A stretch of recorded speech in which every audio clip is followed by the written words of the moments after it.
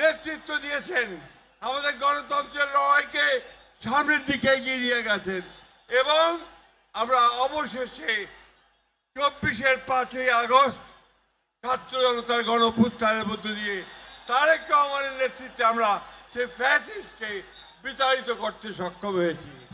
আজকে সেই নেতা এই দীর্ঘ নির্যাতন নিপীড়নের পরে নির্বাসিত অবস্থায় থেকে আমাদের মাঝে ফিরে এসেছেন।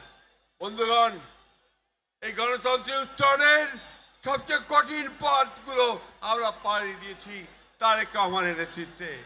আজকে সেই জন্যে আমাদের জন্য অত্যন্ত আনন্দের দিন। অন্যদিকে আমাদের মাতা দেশনেত্রী বেগম খালেদা জিয়া অসুস্থ অবস্থায় আজকে হাসপাতালে রয়েছেন।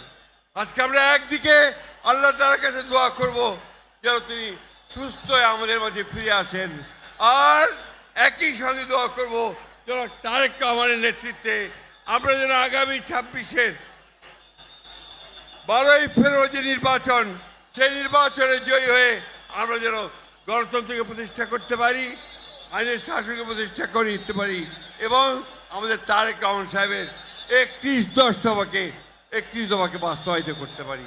সকলকে আবারও আমরা বিএনপির পক্ষ থেকে ধন্যবাদ, কৃতজ্ঞতা জানাচ্ছি। দেশনেত্রী এবং খালেদার পক্ষ থেকে ধন্যবাদ, কৃতজ্ঞতা জানাচ্ছি এবং তারেক রহমান সাহেবকে আমরা স্বাগত জানাচ্ছি। আসসালামু আলাইকুম। বক্তব্য শেষ করছি।